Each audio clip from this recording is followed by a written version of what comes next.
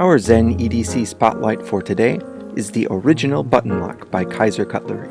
We'll be looking at two versions of the original, a gunmetal aluminum and black copper, both Mojave Outdoor Kizer exclusives. Both of these versions of the original feature Kizer's 154 cm blade steel. They also make an S35V in titanium model and a 20CV fat carbon model as well. The blade length comes in just under 3 inches at 2.98, with a cutting edge of 2 7/8. My preference for a daily carry is right around 3 inches, so the original fills that role perfectly. The blade stock is 0.11 inches thick with a 3/4 inch flat grind, so it gets decently thin behind the edge. The blade features a drop point shape. The drop starts about halfway down the blade, and the taper ends around 25%, so the original has a fairly acute tip. While that blade geometry makes the original good for puncturing and piercing, there is no added geometry to increase tip strength like a swedge. So, while it's not as fragile as something like the Spyderco Paramilitary 2, I wouldn't go digging or prying into anything with this. The blade features a very shallow plunge, so you will have excess steel to sharpen eventually. However, the sharpening choil is decently sized, and it shouldn't be a problem, because I don't imagine you'll need to sharpen the original too often if you're using it as a second carry or a gentleman's carry. It's not a really hard use knife, so you shouldn't be cutting things which dull the blade that often. Another thing to mention about the cut and grind of the blade is that it doesn't feature any jimping anywhere, both on the top or on the choil. Again, that signals this knife really isn't meant for heavy use, where you would need that extra jimping for purchase when cutting into some hard, rough material. The gunmetal aluminum features Kizer's typical satin finish. You can see the grind lines with Kizer's finish, and they look to be somewhere in the low 100 grit. These do hide vertical scratches pretty well, but I don't think it's one of Kizer's better finishes. The grind lines don't hide any cross-sectional or perpendicular scratches, and it doesn't look as premium as Kizer's stone washed or other finishes. The handle for the original has a length of 3.86 inches. When combined with the blade, that brings an overall length of 6.8 inches.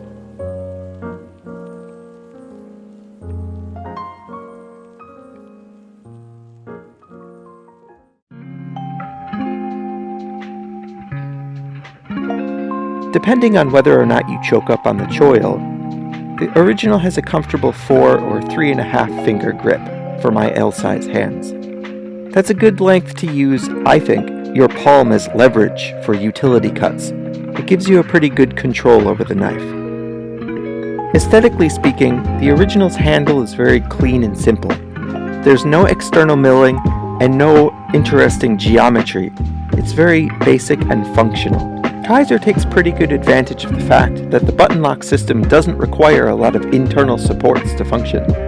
The bottom 80% or so of the handle feature no liners, and it's made up entirely of the aluminum scales and double standoffs. The liner starts about, as I said, 80% up the blade, and it's completely inset to the aluminum scales, only there to support the pivot and lock system.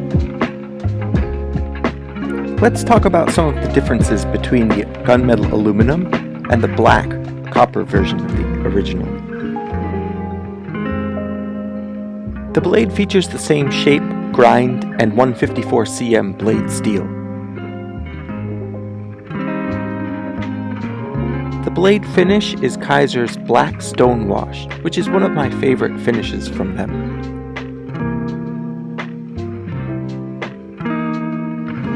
It looks good, with a slightly nimbus cloudy effect, and also improves the corrosion resistance slightly.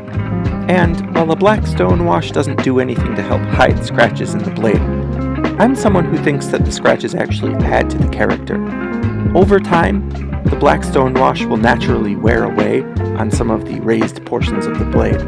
So I think that on top of a natural patina of the steel underneath, the worn away black wash makes a really good aged look to the blade after using it for a few months.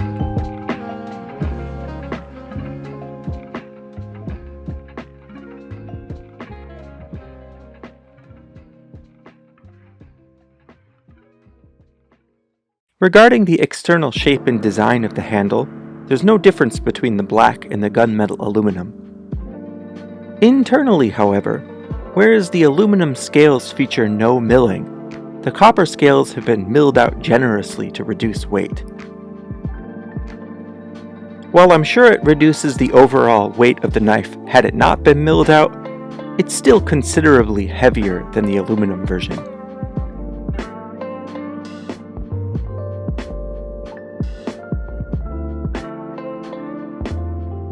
The copper color has a reddish hue, but it's been blackwashed on top.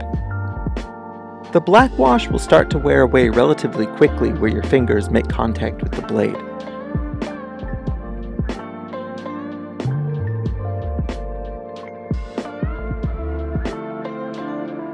I really like the way it looks once the blackwash starts to wear away. It gives it a very nice leathery patina look to the handle, and combined with the extra heft of the copper, it's one of my favorite types of handle that Kizer makes, and I own quite a few of their copper versions.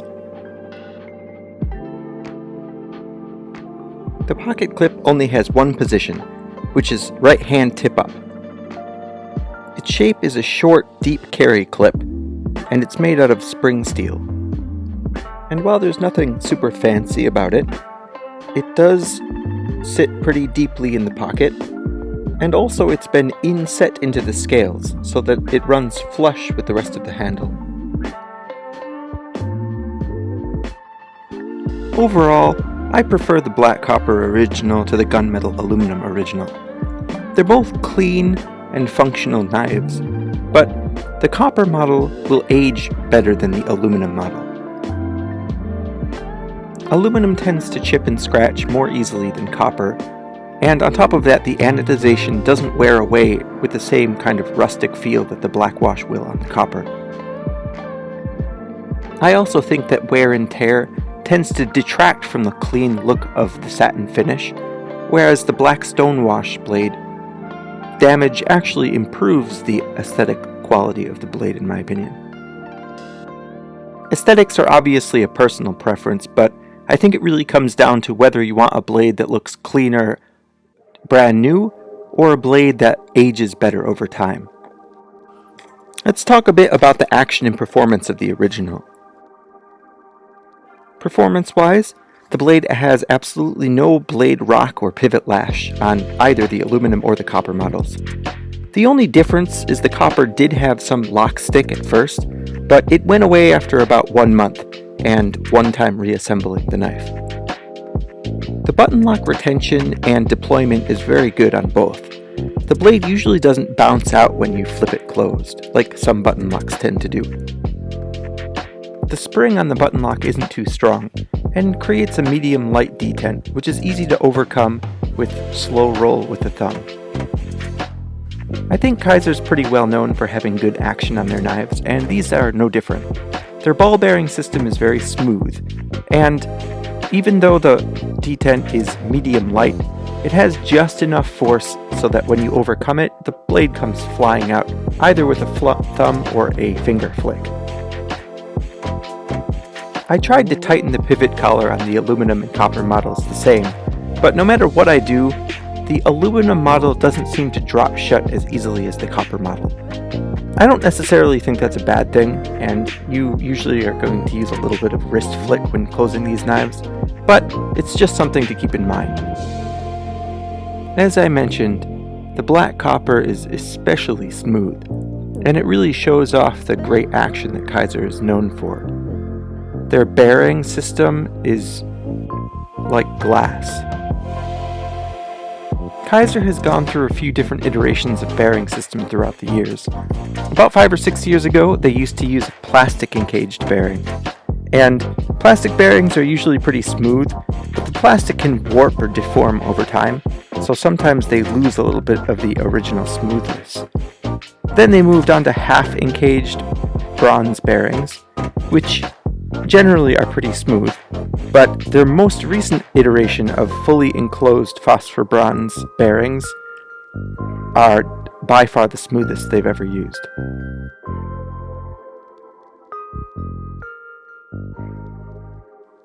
Other than the small size, which might not be suitable for some people, there's really only one negative thing that I have to say about the original. That being that no matter how tight you tighten the pivot screw, it will come loose after about 1 week of moderate use. This is a problem I found happens with most all metal button locks that I've used.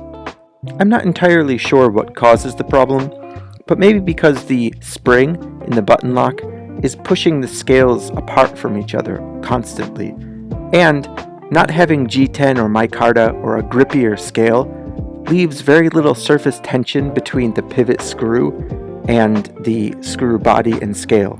So eventually, after being moved around enough, the pivot screw just comes loose. This isn't usually a huge problem, and it can be solved by using some blue Loctite before threading the screw.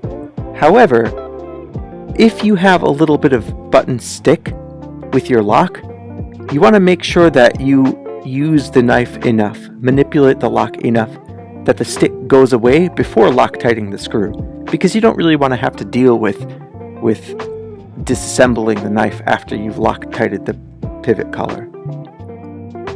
Overall, I think the original is a big win for Kizer, and apparently so do they, because there's been around 10 or more different iterations of the original already, and it's only a model that's been out since mid-2022.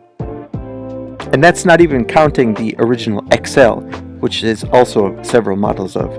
It's a perfectly simple and utilitarian EDC second carry or light use pocket knife. You know, despite the name being original, it doesn't really have any standout features, and it feels like a pretty safe knife. But it's highly functional, so if you like the aesthetics, I can highly recommend picking one up. That's it for our Zen EDC look today. Thanks for listening, and I hope to see you next time.